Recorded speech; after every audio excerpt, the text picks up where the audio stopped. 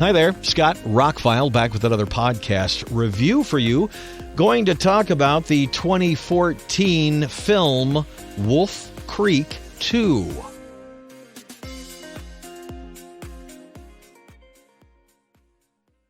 As I've said in several podcasts recently, I'm always on the hunt for movies that I missed, movies that I haven't seen, movies that came out, and for whatever reason, whether it be a foreign film or distribution deal or didn't come out on home video, whatever, if there's movies I've missed out there that some young reviewer says, this is one of those best whatever movies that you've never seen, I've got to check it out and make my own opinion up. So this has been on my list for quite some time. Wolf Creek 2 is mentioned every time anything like torture porn or horror movies, just Wolf Creek 2 pops up all the time. And honestly, it's way too expensive to pick it up. The U.S. version's always hovered around $20. And for something like this, I'm just not going to pay that kind of money. So it popped up on HamiltonBook.com, as we said before, for under $5. All right. So I picked it up. I read the back of it. I looked at it. And I looked at reviews and everything. I think I'm prepared for it, but I still left it on the shelf for quite some time because I know what I'm going to get into. And during the course of October, I was trying to review as many horror movies as I could. I pulled this out one day and I watched it. Oh my. The short version is, if things like Hostel, if things that are super gory have no like redeeming values, if that's your cup of tea in a horror movie, then this is your cup of tea. You will love this. If you want a horror movie where there's a chance somebody's going to get away at the end, where it's got some levity, where it's got something funny that happens, none of that happens in this film. It is downbeat from the get-go. It is evil, dark. This dude is just a force of nature. He's xenophobic.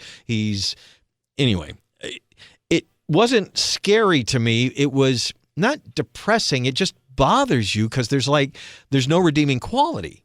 Now, again, it's supposed to be a horror movie, and for that, I enjoy the time I spent with it. But it's not something I'm going to pull out anytime real soon because, for me, a horror movie like Cabin in the Woods, that's a very gory horror movie, but it's also really funny, and it's kind of scary and thrilling in places. Now, this is thrilling, but it's thrilling like this person's going to die. How long is it going to take them? How long are they going to get? How far are they going to get? How much are they going to be tortured before they die? Kind of thing. It's well done. It's well filmed. It's well acted. I watched the extras after. The lead actor, the Australian guy that plays the bad guy, his name is John Jarrett. He said he had to get back in that mind space after the first one, that he's just not that kind of guy. And to put himself in that mind space was not an easy thing to do to play this role. I could see that. Why this movie may not work as well for U.S. audiences, he's kind of a doofy redneck dude. And like if he popped up in the American South, he'd get shot before any of this stuff happened because he'd get out of his truck, looking the way he does or whatever, and the young dudes would get out of their redneck vehicles and with rifles already drawn.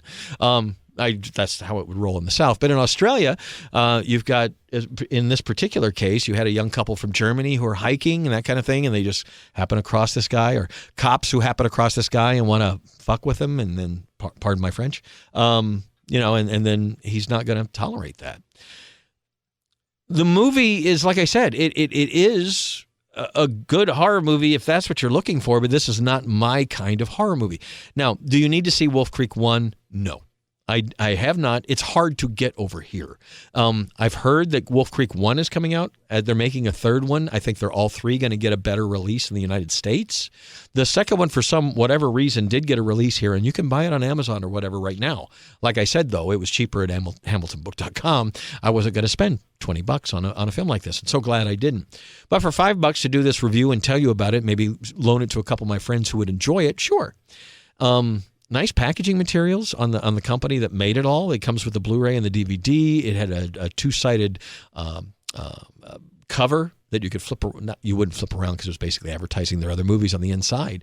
Had a few extras on it, which I didn't expect either.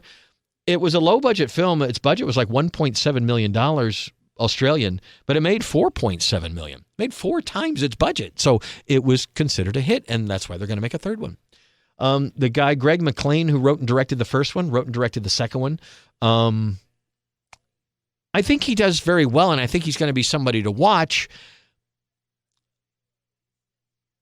Like I said, when you watched Hostel, You knew that Eli Roth knew what he was doing. You just wanted a better movie, or you just wanted more of a movie than just a torture porn piece. Same thing with this. I know this director is capable. He made some very tense scenes. I'm going to get into some minor spoilers here in a minute, so I'll let you know before that happens if you want to check out. I think I've prefaced this film enough on what it is.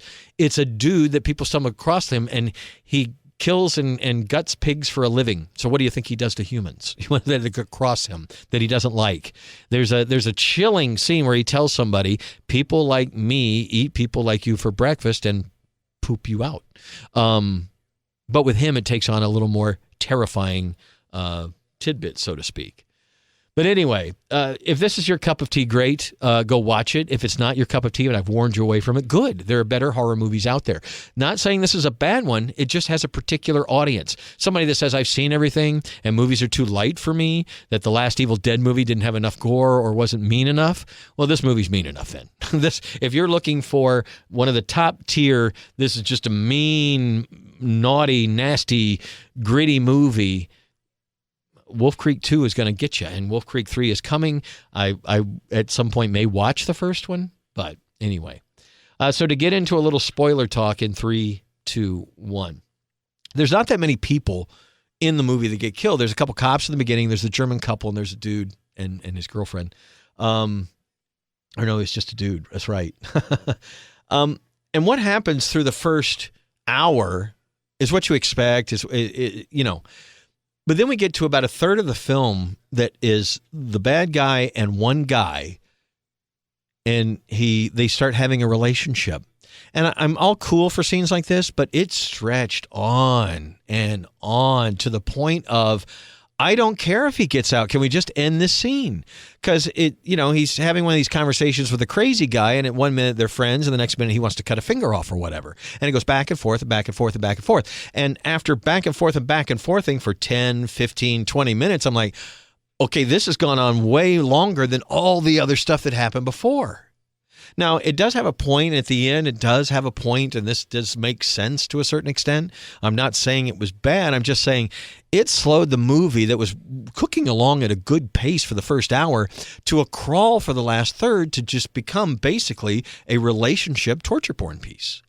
And that's the only negative thing I have to say about the movie. If they had kept the pace of the first hour and not just stopped down to, we're just two guys talking here and maybe it goes bad, maybe it goes good, and it goes for 20, 25, almost 30 minutes, that's a bit long. Maybe it wasn't 30 minutes, but it sure did feel like it. It felt like it was a huge chunk of the movie that we could have been moving and doing, maybe killing some other people or something.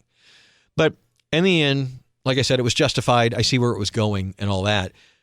It just wasn't the perfect horror movie that I'd heard. It is mean, nasty, and will shock you, and just, it's definitely gory enough and definitely brutal enough. But in the end, I can't recommend it like some of the other horror movies I've recommended of late because it doesn't have a lot of replay value for me. If you have a group of friends who like these kind of horror movies, it probably has a lot of replay value for you. Anyway, if you'd like to borrow my copy of Wolf Creek 2, I will mail it to you or let you borrow it anytime. Scott ROCKFILE, that was my podcast review of Wolf Creek 2, movie that's been out for about a decade that I finally got to see. And, some things you can't unsee. I mean, like I said, it was well filmed. The cinematography is good. The acting is really good. Otherwise, it wouldn't be disturbing, right? I mean, it had to be well made. Otherwise, I wouldn't have this ill feeling about it. But that's not totally what I get out of even movies like Terrifier have kind of a dark humor to them. There's no dark humor to this film. It is mean, nasty horror film. So, Wolf Creek 2, if it's your cup of tea, check it out. I'd like to hear more about it.